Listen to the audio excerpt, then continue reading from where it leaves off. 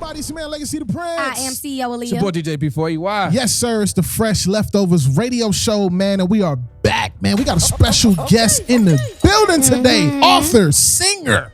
Singer. Y'all ain't know that. No, she was in here singing. Yeah, I heard him. CEO. Multi-million-dollar company. All right, brother. I'm trying to tell y'all. We got a good one today, y'all. We got a good one today. Listen, we got Michelle Elizabeth Williams in the building with us today, kicking it. How you feeling today, sis? I'm good. Thank you for having me. Thank you for pulling up, man. This is long overdue. Yeah, it is. You know what I'm saying? I've dove heavy into your testimony, and it definitely pulled on a lot of heartstrings. Okay. Everybody in here was like, "Yo, that's crazy." I thought about the backslide. You ready to fight somebody, right? Facts. I'm telling you. That off the rip too. As soon as the book started, it was just like, yo. I was like, wait a minute. I had to put the book down for a second. I said, this is not possible. Not right off the bat. You should have set me up first. Yeah, she didn't walk us into it. I did. She didn't I try did to- set you up. I put a picture in the front of me. True. Author of Nobody Ever Told Me. I'm super excited to have you in the building today. Thank you. So let's go ahead. It's your first time on Fresh Leftovers, so you know the Flow Mafia, they tuning in heavy. We want to just kind of run it back and get the full resume, the full background. You know what I'm saying? So where are you originally from? Kingston, New York. That's upstate. You heard of the Valley Girls? Nah, I didn't think so. Nah, so I lived up in the Valley. Okay. You up top? Yeah. We don't even like. It's weird because like most New Yorkers don't even. Oh, you up there? You know what I'm saying? We don't even like Syracuse. It's like, Oh no! I was 3 hours off of there. Oh, okay. I feel like people try to put me. I have no idea what y'all talking they about. try to put me like way up there. I'm like, no, I'm 90 miles from New York. Like I wanted to fit in. Like I'm in there, 90 miles away, not 390 miles. Dang. Yeah. So I was like 90 miles away from Manhattan. Wow. So we'd go down there sometime. Okay. How long you been in Atlanta? 12 years. 12 years. That's what's up. And you launched your clothing brand out here, right? Yes. Tell us a little bit about that, because I know I've seen that a while ago. I think you shot a commercial and y'all had like 2 or 3 Bentleys out in the front yard of the big house. I was just like, oh, they getting it. Yeah. So you haven't been over to the house yet, I assume. Nah, not yet. But We never got invited. I'm assuming that's my invite. You know That is. Yeah, come on over, man. Wow. Shoot, we got some fresh leftovers. Oh my God. Let's not find out what you cook.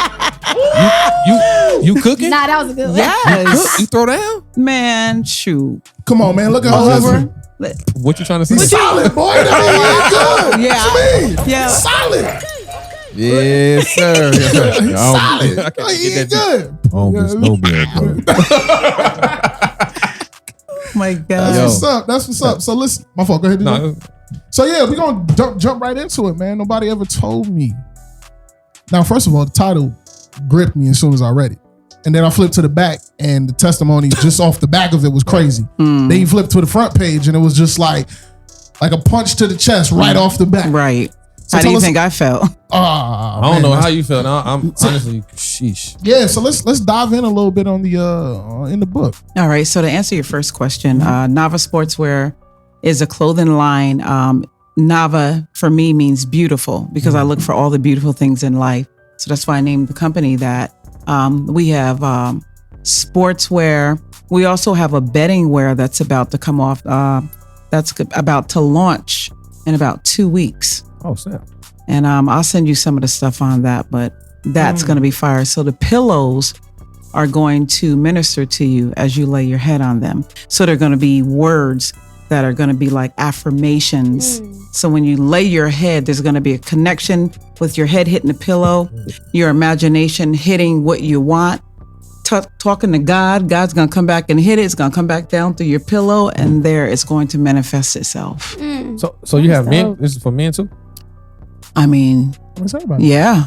Is this affirmation? Yeah. No, I mean- Affirmations are for men. Otherwise. Oh, yeah. So I don't want it to just be like I want a husband and you laying there too. No, it's like not that. I don't want, no. So one of my pillows say, even in my sleep, I'm making money. My mind is thinking of money. Or even in my dreams, I'm having creative ideas. So it's really going to be like along that line. Anything that you want, is going to be manifested through, I can't wait to get in that bed and my head hit that pillow. And when my head hits the pillow, my thoughts are now going to go into something different that will tap you into the things that you want in life, you know?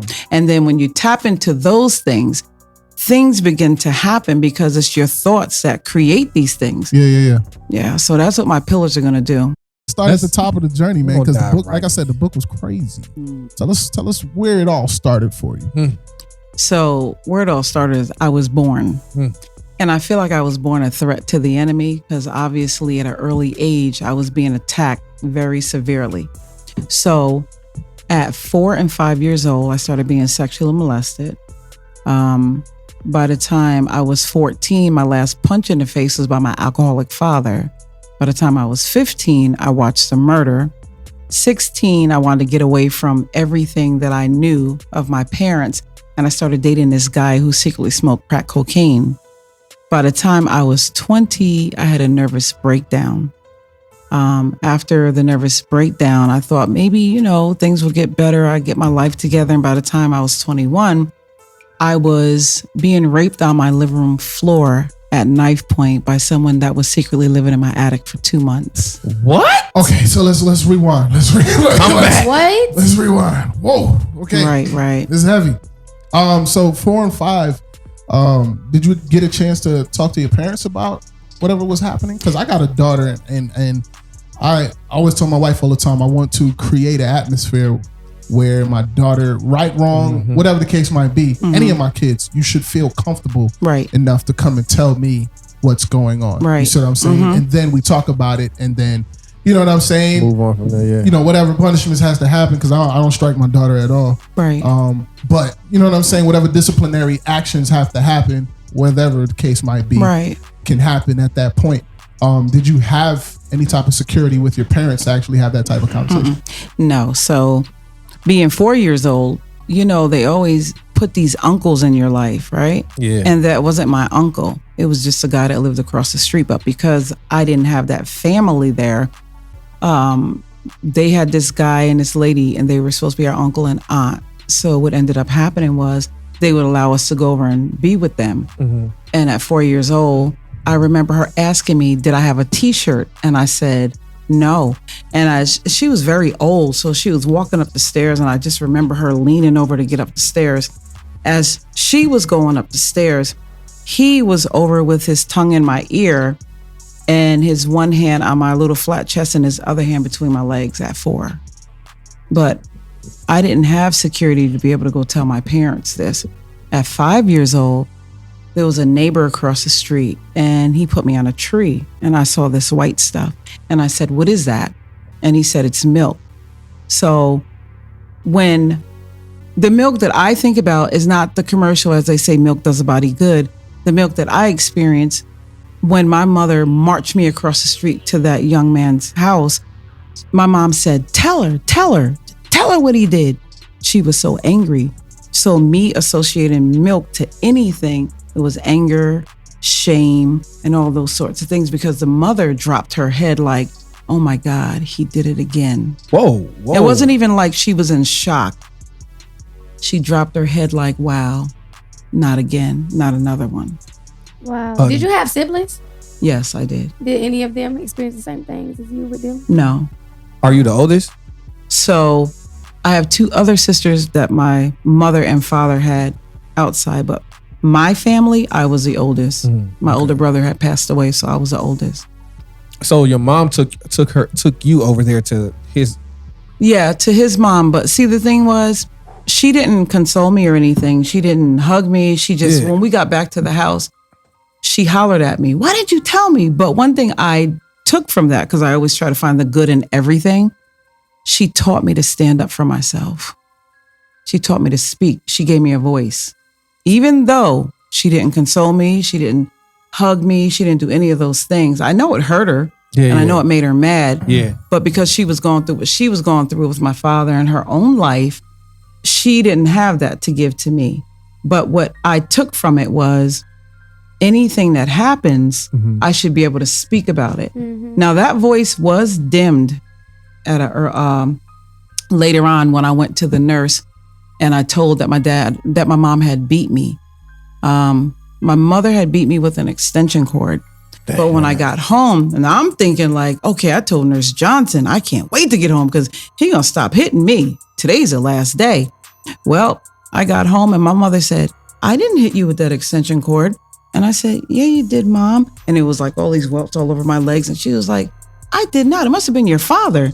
And I was standing there like Medea, like, I almost, the way she did it, I almost believed her myself because she was so convinced. And she called my father and she said, Missy got the nurse here. And she said that you beat her. And guess what? They took. Yeah, exactly. That's what I was doing. She did it though. Yeah, she did. But she said to him that he did it. Yeah. So I know it's really crazy. So they made him leave the house for 2 weeks. Who was they? The school, CPS, whatever it was back then. Because you got to remember, it's not the same as right now. Yeah. Back then it was very different. I was about like 9 or 10 or whatever. So they made him leave for 2 weeks. When he left for those 2 weeks, I was feeling happy. My mom was feeling happy. Well, guess what? He came back after those 2 weeks and he beat the brakes off of me. And at that point, I silenced everything that I said because I just didn't feel like there was no protection. Right. Makes a lot of sense. And from that, tell him that you didn't say that? Tell who? Your dad. Oh, no. There was no talking to my father and there was no talking to my mother.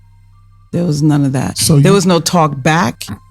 No, nothing. I know the old school kind of. Yeah, nothing. I just had to take it all. And that's why at 20, I had a nervous breakdown. Okay, because we're going to get to that part. So 4 or 5, all of this is happening. You have no one to kind of go to speak about it. Siblings, of course, is around, but no one to necessarily believe you. Yeah. Right? How did everything transition into, I think you said when you was 9, what happened? Or what happened after? Somebody was, did you say at 9? You used to watch a murder, I think. At 15, I watched the murder. So what happened before that? You said just the abuse. Okay, just all the abuse, yeah. Okay, so that's like, there is a 9-year-old story in there where my mom, she just came in and shaved all my hair off. Yeah, that's what I read. Yeah, bald as my hand. And then I was sitting in the bathtub trying to figure out, like, why would you cut my hair off like this and send me to school the next day? What was her reason? What did you, well, I won't say what you did, but No, I asked, I did get to ask her. I said, Mommy, why you cut my hair? She said, your scalp is dead. Huh? That's what she said. Your scalp is dead. Your scalp? My scalp was dead. That's what she said. Bruh, I'm sorry. It's too. Did mom have any type of like? That's what I'm thinking. Yeah. That's what I'm saying. Diagnosis. Did she have any type of mental issues? See, at the time, I wouldn't really know because all I know is like my mom would be like feeding people, taking care of people. She was illiterate, so of course she couldn't read, but that didn't make her have a disability. Yeah. But if you really think about it, there had to be something. But then again, my father had PTSD. Okay. He was suffering because he was in the war. So he was beating her. We were all sitting on the steps just listening. 3:00 in the morning, you just hear loud things breaking, glass breaking. And this happened often, a lot. So that's a trigger for me when I hear like things break, or if somebody comes behind me or hits me from behind, just to be like, hey girl, it's certain things that really trigger me. But that's because this is all we knew. So my mom, whether or not she did have a disability, the beatings that she had to get from my father took his toll. It just took its toll. So by the time, who was I? Yeah. What? There was no mercy for me. There was no mercy for her. So I believe that she was an enabler. She enabled him. And I was looking for her to be my savior, get me out of there. Right. Take me with you. Yeah. She took my other 3 sisters with her and still left me. Wow. What? It was really, really crazy. So my dad, okay, let me go back. My father is mixed with Indian, and his mother did not want him to be with a black woman. Yeah. Right? So she wanted him to be with a light-skinned woman. Who was black?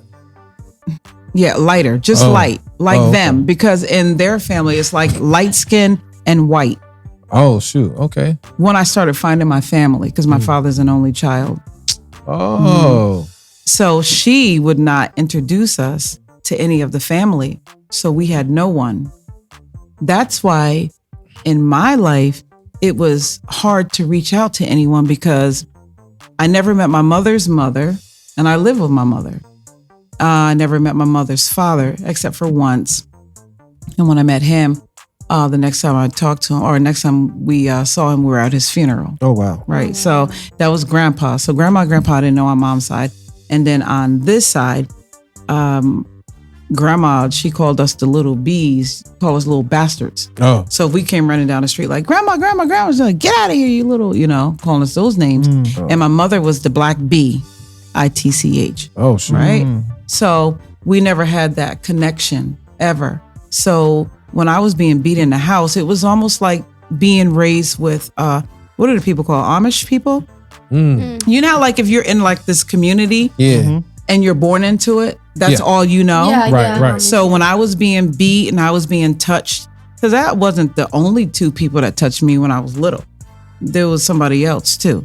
So when you're in this community, it's like, this is all you know. Yeah. And everything else around you, you don't even know that it's abnormal. You think it's normal. This is supposed to happen. The only thing I knew is that I was just waiting for the next hurt that was going to come. And I just didn't know when it was going to come. But I knew it was coming. Wow. It's heavy, bro. I'm sorry. Like, it's heavy. It's tough, man, because I'm sitting here and like we were saying earlier, like we got daughters, man, and I was talking to somebody today. I think it was Selena I was talking to, and I was just like, yo, I don't understand why God allows certain things to happen to like kids. You know what I'm saying?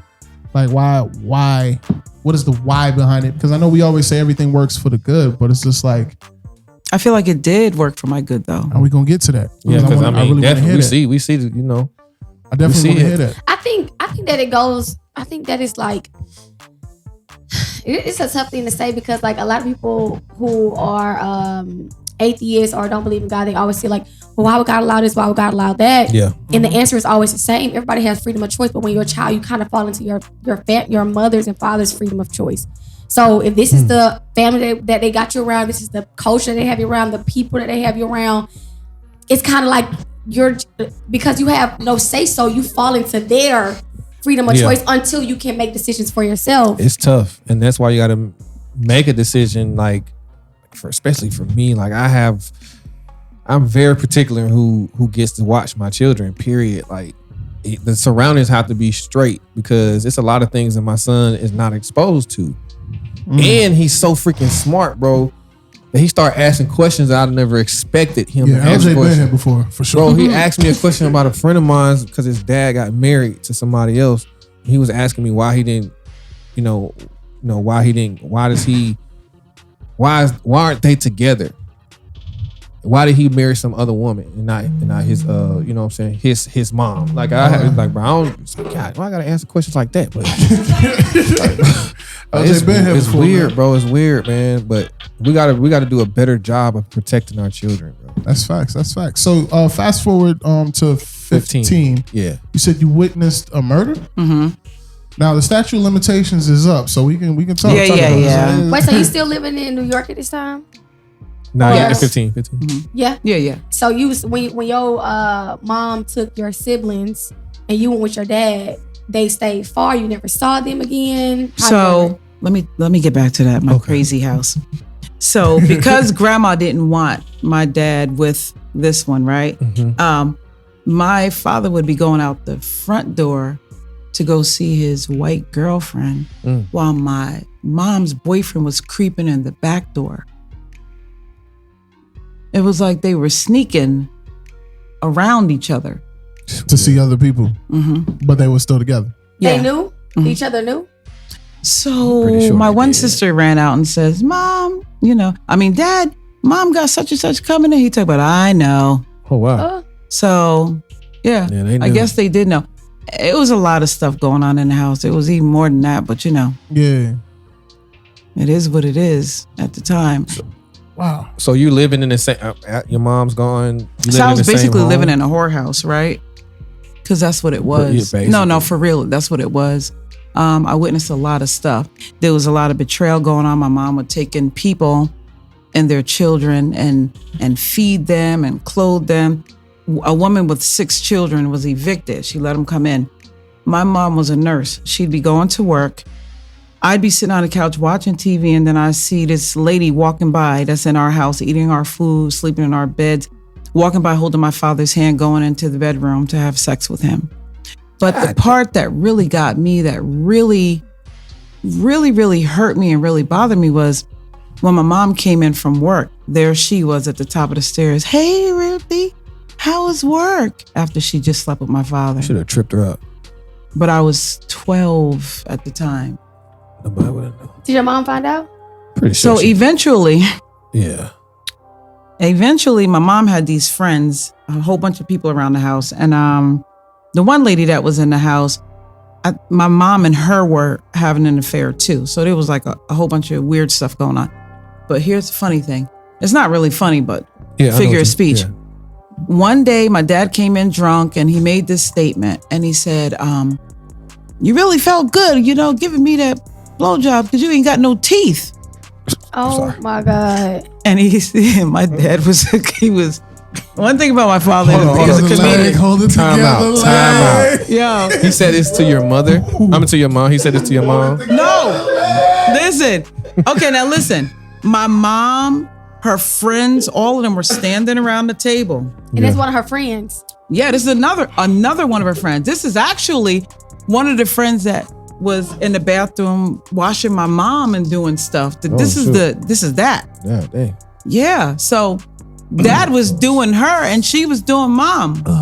While mom had a boyfriend coming through the back door, dad was going to get the white lady. It was just a lot going on. And you're being exposed to all of this as a young child. And that's not, and then careless. And that very careless. And then there was another young lady. Me and my brother was sitting watching TV and we just heard some slapping. We turned around and there was a lady giving my dad a blowjob right on the couch while we were watching TV. And we turned around and looked. She said, turn around. And we turned back around and looked at the TV like, we looked straight. We didn't even look anywhere else but straight like this. We sat like that. And then when I did turn back around, my dad was so drunk that he just knocked out. The lady didn't really get to do nothing to him. Oh my God. Bro, y'all are horrible. No, but that's funny. That's disgusting. No, it's that they can't move on. That's my point. Nah, I got this. I promise.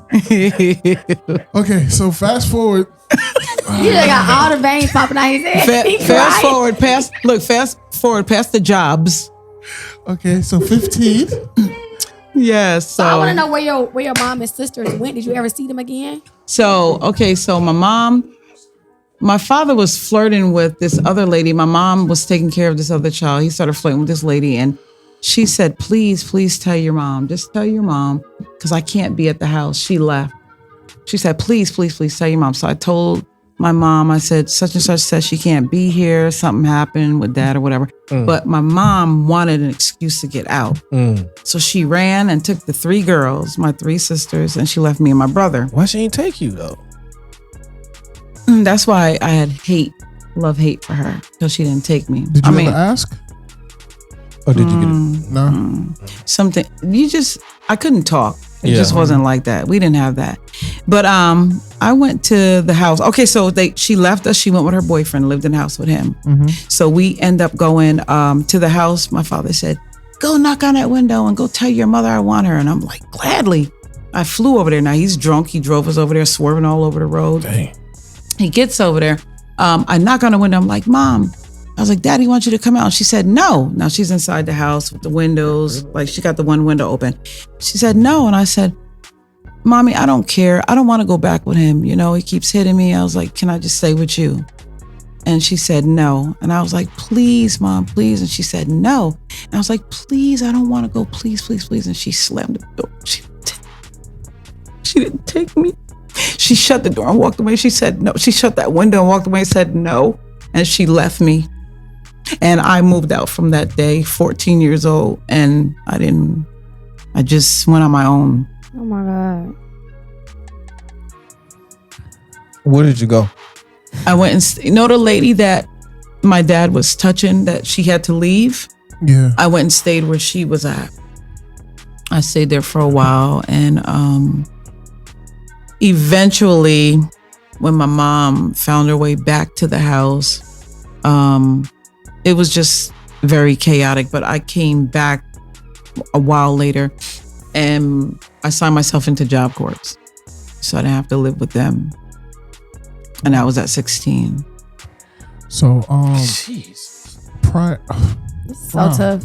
That's crazy. Hmm. And I can only imagine what that does to a child, to be literally begging for your mother to save you, and it's just the thing is, it's like I went on a search for love, but the only good thing is I wasn't promiscuous. I was gonna ask that question. Did all of that turn into? No, I just wasn't that way. I didn't want to go out and go do that. What I was in search of was love. So what I was doing was buying people's love. Like anytime I made money, like I'd buy people living room sets.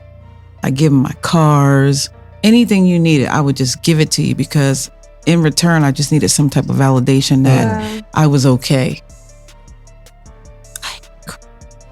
It's okay. So when did that flip for you? Like, when did you? Even that'll make you cry. But so later on, I wanted to commit suicide. So I was like 27. Wait, what happened? Oh, wow. This is to 16 to 20. What happened to The murder? Yeah. Oh, so I went over to this place.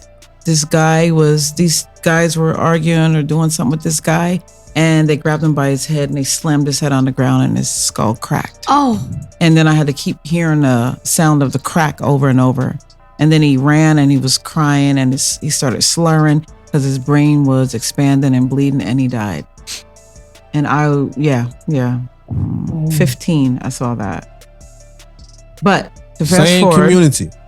yeah, same community.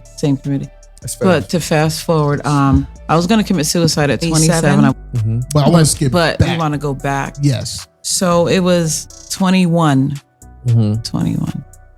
So basically, I could talk about the person who did it, but because I don't want to bring names and things in, I just chose, opt out with that. But 95%, the stats say 95% of people that get raped or things, they know the perpetrator.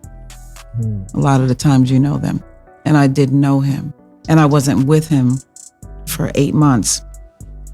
And I heard this sound. I was laying on the couch at 1 o'clock in the morning, and I was just laying on the couch and knocked out. And you could feel something when you're sleeping. And I woke up, and there was a shadow in my kid's room. And the first name I called was that person's name. Not even knowing why, I just called because I didn't have people running out of my house. So I called that name, no answer. I got up, and when I got up, I heard movement. So I took off running down the steps down to my sister's apartment. There was footsteps running behind me. I mean, scared the living crap out of me. I ran around my sister's bed. She's holding the covers. I turn around, and it was him. I run back out into the hallway. And when I go back into the hallway, I'm telling you, I was so dazed that I did not realize that I was at knife point being raped on the living room floor. I didn't even know, like I was being raped, but I didn't know until I just felt something weird, like poking in my neck. And I was like, it was just like really crazy because it was almost like a bad dream. So he said to me, and stuff like this really messes people up, when you say crazy things to people. He said to me, first he said, "Do you love me?" And I said, he said, "No, you don't, because it doesn't feel the same." Duh, because I was done with you anyway, 8 months ago. But then he said, he gets up, zips his pants up, I'm still laying on the floor, and he said, while you were sleeping, I was watching you, and I was going to slit your throat while you were asleep. He said, but I don't do those things anymore. Oh. And then he walks out of the living room door. He walks out. Now, here's the thing. I couldn't move. I couldn't get up to go check on my kids. I couldn't do anything. I just laid there the whole night because it just really messed me up. But the next morning I got up, and when I got up, I went into my kids' room and they were okay. Thank God. And I exhaled. Because I felt like I was holding my breath the whole night, trying to figure out was something wrong with my kids.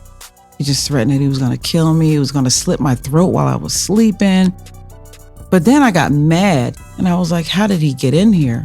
You know, because he had been giving me problems for a very long time. So at this point now, I'm really mad. I'm looking everywhere, under beds, like my doors were locked, the windows were locked, and something said, look up. When I looked up, you know those crawl spaces, like those attics? That. I pushed that open, I went in there and I saw books, spoons, bowls, my kids' blankets. He was up there sleeping for 2 months because he was kicked out of where he was living. And people kept coming to my house asking for him. And I was like, he don't live here. So how he get in though? So I'm trying to think of how to say this without saying this. Let it fly.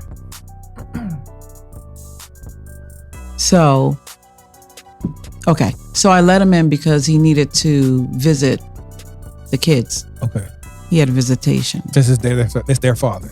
Really? No, I'm asking. No. Okay. Oh, okay. No, because I mean, you let him in. Is you not understanding what's happening right now? I'm sorry. I'm so sorry, bro. Because at first, because I'm still tripping up. You ran downstairs to your sister's apartment, right? Mm-hmm. And he chased you around there. Yeah, so why didn't your sister get up and like? That's what I ain't gonna lie. Like swing a bat, a pot, something. And how did you get back? And this with happened in her house. No, I lived in the apartment upstairs. So you ran back up? Yeah. No, I didn't run back up. It's like the dual joints in New York. Yeah, there was a dual, right? So I ran back out into the hallway. Duplex. I ran back out into the hallway, but I don't. It's like it's so foggy. Yeah. I do remember walking up the stairs, but I just don't remember everything from when I got to the top of the stairs to how I got on the floor. Yeah, the adrenaline kicking in, you just go. I just don't remember that part because it was weird. But you said she woke up, right? Oh, she was up now. I remember that. That's why. And it's your sister who went to go stay with your mom? No. This sister's different. This is my mom's daughter. Okay. Remember I told you I was the oldest out of my family? That was her previous daughter. Yeah, so anyway. So I found out that it was him sleeping in my house. And then what I would do after that, see that little thing right there? Yeah. Okay, so it had a door. I put a little black mark there to make sure that wouldn't happen again. Right. But my mind started playing tricks on me. So I would be having these dreams that I would see the little black mark moved. I couldn't sleep in the house. I'd be looking up under beds, checking all the showers. It was like I was thrown into fear. It was like so horrible. So did you call the cops and stuff like that? And But because he was on crack cocaine, right? It was like he was an informant for them. So he didn't even get in trouble. So you know what I did? I can say it. I beat the living hell out of him. Yeah. Yes, I did. Yeah. He came into my house one day and he was talking junk. Now, I didn't want to date this particular person that I was dating at the time. I just needed protection. Yeah. And he was big and he was mean. And why did I go there? I don't know, because I was having fun, like saying you're my friend from school. Yeah. But he kept that one from coming. But anyway, he was in the house one day and I told him, I said, I got something for you. You come to my house again, I got something for you.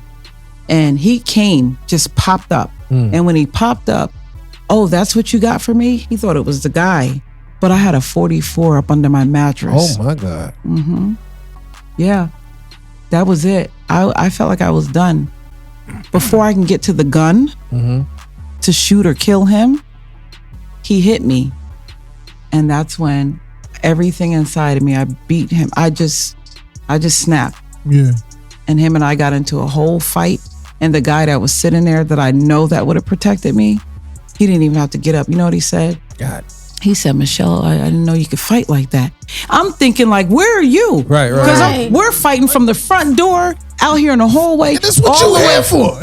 This was Right. with you. She started throwing them hands. He got to step back. But the thing is, what happened was I punched him so hard a knot rose up on his forehead. Immediately. And when I saw that, in my mind, it was like, it's either him or me, because I know he's about to wail off on me. And I had to just start fighting. And I fought him from the front door all the way to the back. And when we got to the back door, my back was against the one door, and there was steps back there. I fell backwards on 2 concrete steps. I fell backwards on him, and then that's when he grabbed me and he started choking me. And his brother pulled him off of me at that point. While the other dude just watching? Yeah. Oh, man. And this was at what age? 21. Okay, so how'd you transition into your nervous breakdown? That was 20. That was 20. That was 20. Okay, And the nervous breakdown was because all these years after Miss Johnson, where I couldn't say anything anymore, because I felt like nobody's going to be able to help me, because if he's going to come back in the house, he's going to get me. Yeah. So there was no more telling. So I didn't tell anything anymore. Nothing. You just held it all in. Yeah. And they were throwing plates. My mom took a plate and threw it, and she cut my whole finger wide open. And the bone was showing. She said, and when you go to the hospital, you better not tell them what happened. Bruh. So guess what? That had to heal all by itself, because I never went to the hospital. Because I wasn't allowed to tell. So by the time I was 20, I couldn't tell anything. So I had a nervous breakdown. Yeah. That's how that happened. And then that point I was thinking, maybe things won't happen this way anymore. And then that happened. And then I had to live these next years in torment and fear. And then I lived with somebody that I didn't even love. I had love for him, but I wasn't in love with him. Yeah. I didn't do what he did. He drank, he smoked, he hung out. He was cheating with people in my bed while I was at church. Like, he was doing all kind of stuff. But for the sake of safety, I stayed with him. And it was bad. So by the time I was 27, I was ready to commit suicide. So I told God. How old are your kids at this point? 4, 6, and 8. So I told God, I was like, listen, today's the day I'm going to kill myself. And I mean, for real, I was really going to do it. Because I had threatened suicide before. Yeah. But this time I was really, really going to do it. Because I mean, I was just looking around and this was just not the life. I went in the bathroom. I put my head inside the toilet bowl. Put my arm in the toilet bowl. And I was just laying and I said, God, I'm going to kill myself. And I said, after a while of crying, I couldn't even talk. These are thoughts in my head. And I had the thought, I had $1 in my pocket. And at that time, my phone bill was $21. I said, God, if you have somebody give me $20, I said, I won't kill myself. I'll serve you. So I was walking down the street with my 4-year-old daughter, and this lady pulls out in front of me. And when she pulls out in front of me, we're both startled. And she was like, she's sorry. Like, oh, and we're talking. And we start talking. After we started talking, she said, do you believe in angels? And I said, yeah. And she said, well, there's a show coming on tonight at 8:00. And I was like, okay. She said, you should watch it. And I was like, okay. So I got ready to walk off. She said, would you be offended? And I said, for what? And she handed me $20. Wow. That's crazy. She handed me $20. And I was like, at that point, that's when I really believed God. Like, it's like he didn't want me to die. But I felt dead already. You know, I felt like I was just existing. I wasn't living. And I just really felt dead. And for someone to pay that much attention to me just to give me the $20, I felt like love was kicking in. And she became my guardian angel. But the good thing about that was her children went off to college and she was standing over a sink crying because her kids were gone. She had empty nest syndrome. She's a white lady, empty nest syndrome. And I'm walking down the street and I'm ready to die. I got my kids. I want to die. She wants her kids. She prayed this prayer over her kitchen sink. If there's anything I can do for a child, a woman, let me help them. Wow. When she ran into me and I was walking, that was God giving me a mother. God gave me a guardian angel, but he gave me a mom that day. And she mothered me, and she still mothers me to this day. Wow. That is crazy. And she had a nerve to be rich. So she taught you a whole new lifestyle, introduced you to it. Her kids are top neurologists. Her husband is a top neurologist. And she mothered me. She took care of me. She gave me money. My mother would give all my sisters and brothers and them $100 a month. You would think my name was Cinderella Plus, because I didn't get the new clothes. I didn't get the new shoes. My hair wasn't done. She was straightening their hair, making them look pretty. I just didn't understand what it was. Like, what was it? Now, the Lord did rekindle our relationship later. And it was after a lot of hate and bitterness. But God had to do that for me. And he did. And, you know, they did die. My father died. My mom died of a sudden heart attack on the living room floor. We watched her flatline, but I was there. And my father, he died of emphysema, which is a lung cancer from smoking cigarettes, right? But all those years, I was the only kid, even though all of them, you know, they took care of him, but I was the only one that stuck by his side, just stayed by him. So both of them. How did you transition to a place of forgiveness when it came to everything that you had to endure? You know, like your walk with God, and how did you transition into forgiveness with that? So what happened was when I was 15, with my dad being an alcoholic, I was in Job Corps, and I was like, God, if you help me, this is after another fight. 'Cause I was let me tell you. With your father? No. Oh, Oh, God, no. Thank God. But because of all the stuff that I actually been through, Right. I've been fighting, but I would be like, I wouldn't be a bully. I would help other people that was being bullied, you know? And then eventually my name got so good out there that people started paying me to be their bodyguard. Wow. So you Right. hustling. So yeah, but when you get beat like that and you can't get the stuff out, Yeah. you end up having to get it out some way or another. So I was fighting. So anyway, being a Job Corps, I was once again in another fight. And at that point, I just felt like, what am I doing with my life? So I had a little talk with God at that time, because see, now in my house, we wasn't brought up with Jesus. We were brought up on Stephanie Mills, Freddie Jackson, you know, all the Teddy Pendergrass and all that. And there was a little God here, you know, a little church here where they sent me to the little Baptist church, and the pastor tried to kiss me. Oh my God. And It's like every area you had is something that, like, that's why I feel like I was born a threat to the enemy, because every form of authority that I was supposed to look to was knocked down. It was taken away from me. It was snatched. And I always say, when God came and got me, he had to dig deep. When people get buried, they get buried 6 feet under. I feel like I was under the under. I was under the casket. Like when God came to get me, he had to literally dig to find me. Even though he knew where I was. Right. That's where he had to pull me from, the deep. Because there was nothing that I could see positive of my life. Everything I was just in was just dark. Yeah. So it was like darkness begat more darkness, right? So what happened was I got into another fight, and then I came to like this crossroad, and I was like, God, if you help me forgive my parents, I'll serve you. Now, how much did I know about serving them? I didn't know too much. I didn't know nothing about too much love or anything. Yeah. Because I hadn't heard that from either one of my parents or grandparents or anyone. So basically what happened is, when I said that to God, I was 16.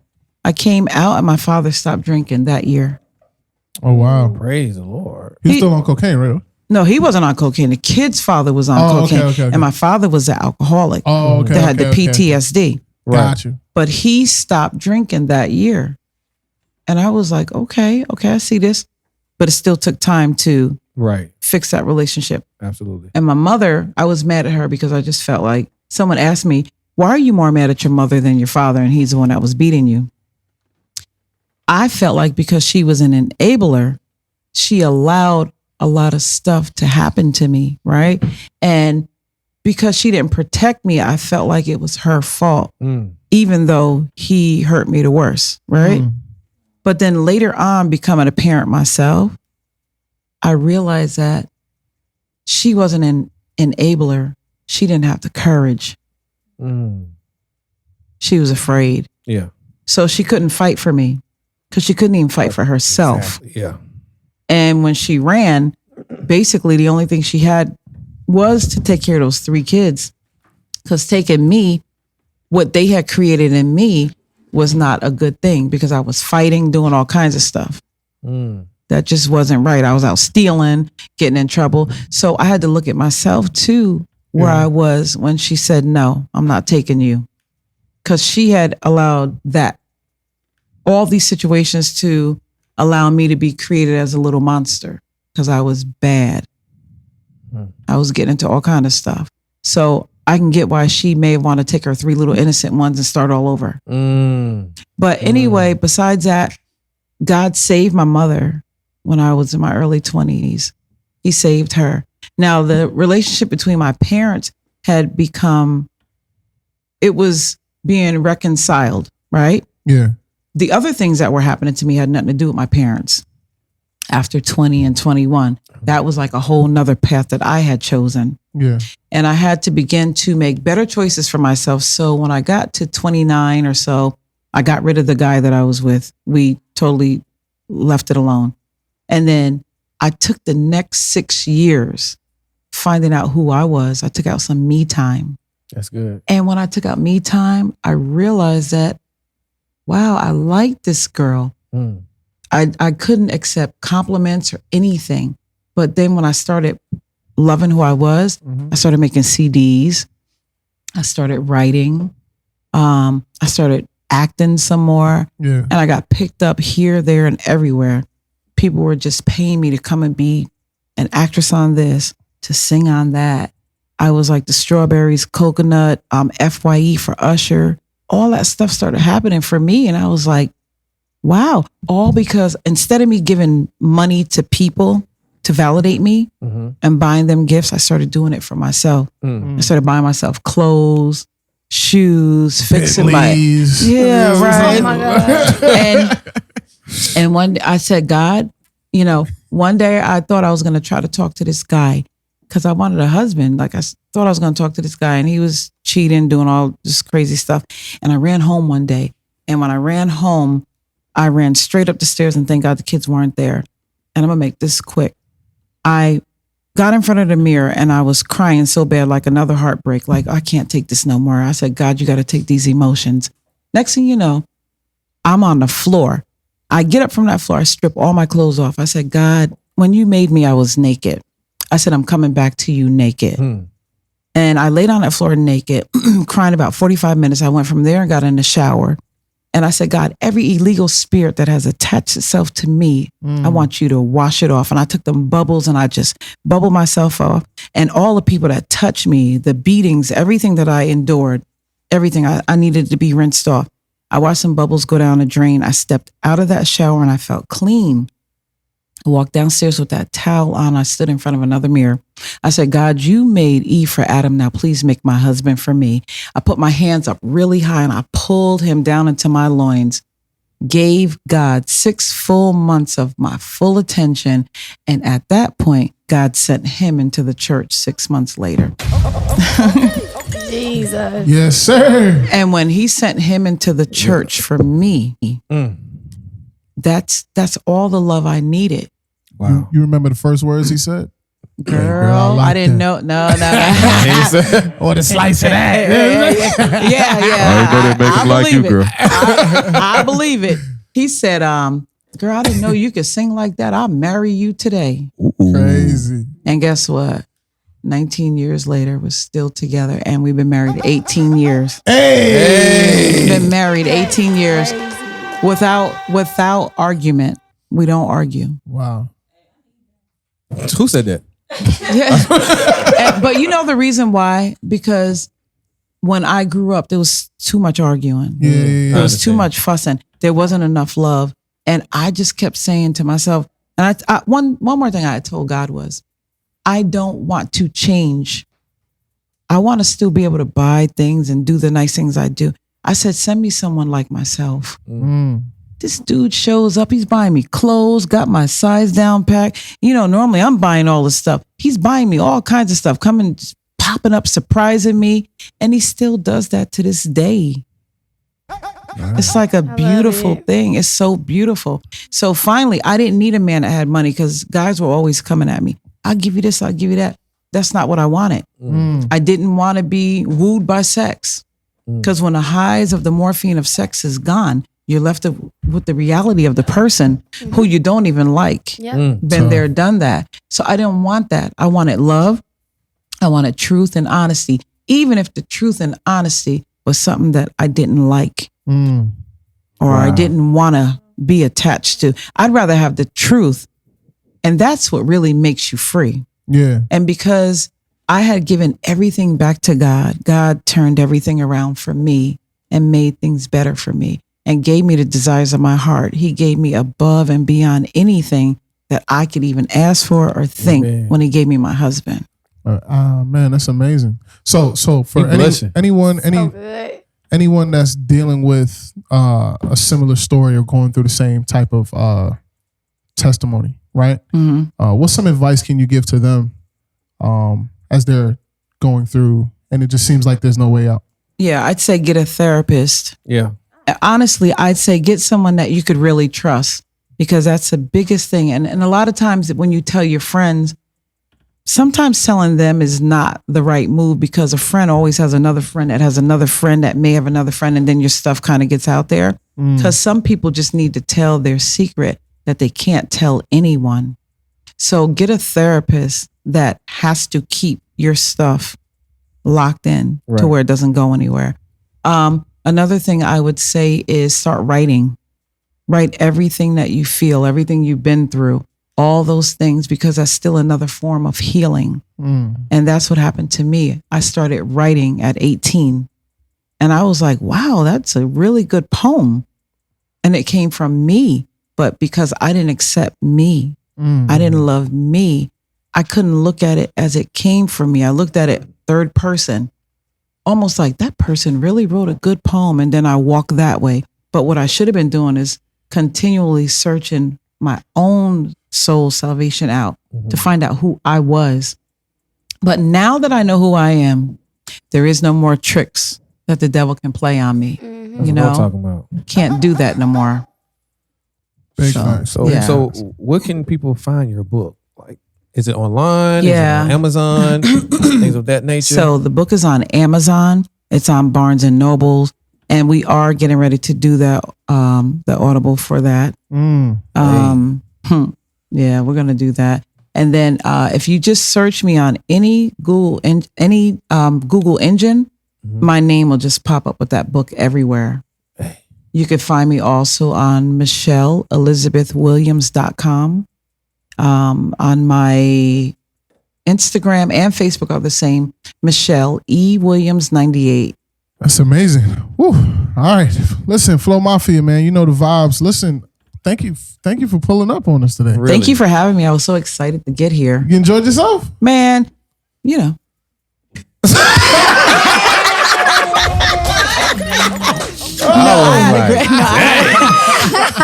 I had to gum that one down. I mean,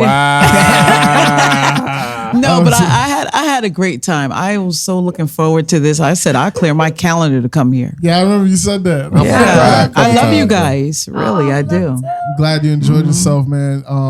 Look, powerful. No, that was the funniest thing. Powerful woman of God right there. Powerful testimony, man. Powerful. Listen, from something like that, bro. I ain't gonna count like. It's only one other person on this show that ever had us like how we were tonight, and that was Moses. Yeah. His testimonies, people's testimonies be so crazy, and then we be thinking that we got some crazy stuff going on. We ain't going through nothing. Man, what? I need to chill Moses out, jumping bro. through 18-wheel trucks just to get there. Just to get the salvation. Right. Right. Man, listen, Flow Mafia, man, y'all know the vibes. We live and certified, man. Make sure y'all tap in with the book, Michelle Elizabeth Williams, man. Type her name in all platforms. Get the book, Nobody Ever Told Me, man. And y'all show her that love. Facts. Definitely blow her up in the DMs. If y'all going through the similar situation, go blow her up in the DMs, man. She got plenty of wisdom that she gonna drop on you. Yeah. We'd even get to dump into half of it, you know what I'm saying? Because we want y'all to get the book. Get the book. Get the book, read it, you know digest it. For real. Man, I would love to have y'all two on together though. That's next. Yeah, y'all. I didn't know. We were just talking about that. I didn't know. Why are y'all Because yelling now at me? you I'm can- just saying what I feel. That's Golly. next. But you ain't gonna be here. So you gonna miss it. You don't even know when it's gonna be. She said she'll clear her calendar whenever. So guess what? I'll put her on in the next 2 weeks. And then guess what? I'll be You just here. gonna kick somebody out the schedule? Like, They ain't locked in anyway. Technically, she did. Technically, no, it's not a she. It's he. 2 weeks? All right, man. Let's end the show, man. Listen, y'all tap in with the book.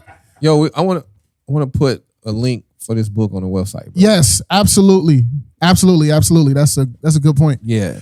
Yes. So listen, y'all tap in with the book. Make sure y'all grab that on all platforms. Flow Mafia, we love y'all, man. We gonna catch y'all next week. Peace.